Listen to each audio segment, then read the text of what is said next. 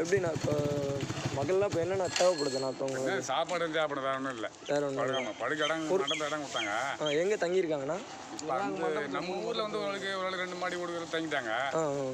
அந்த காணிலாம் வந்து அங்கே மண்டபம் தங்கிட்டாங்க போயிட்டு. சரி சரி. ஊர் இப்போ வீடுங்கள்லாம் வந்து தண்ணி அடிச்சு அந்த மாதிரி தான் இருக்குது. ஆமாம், தண்ணி அடிச்சு உள்ள போவாங்க, சேம் தண்ணி தான் இருக்குது.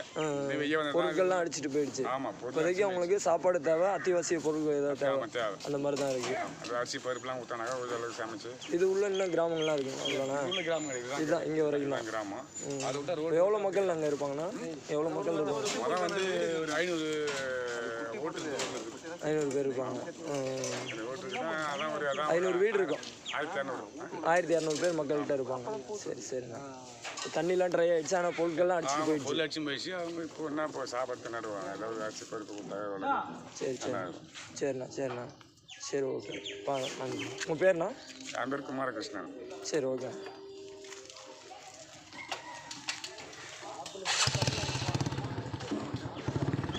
எல்லாம் பொருளாக எப்படிமா இருக்குங்கண்ணா உள்ளலாம்? எப்படி உள்ள ஃபுல்லாகவே நனைஞ்சிடுச்சேன் நான். ஃபுல்லாக வரலாண்ணா?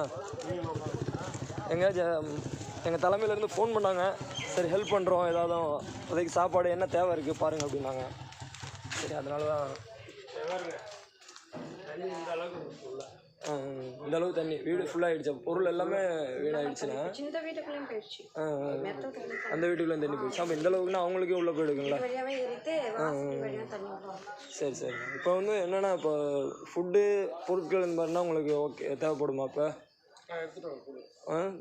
மளிகை பொருட்கள் இல்லை இந்த மாதிரி ஃபுட்டு சாப்பாடு இந்த மாதிரி ஏதாவது? ஓகேண்ணா. இதோட கிராமம் அவ்வளோதானே முடிஞ்சுங்களா?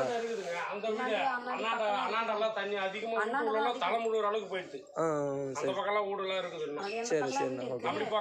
சரி ஓகே. சரி ஓகேண்ணா. உங்கள் பேருண்ணா? என் பேர் சதீஷ்குமார். சரிண்ணா. இது என்ன ஏரியாண்ணா? அது ஐனம்பாளையம். ஐனம்பாளையம்.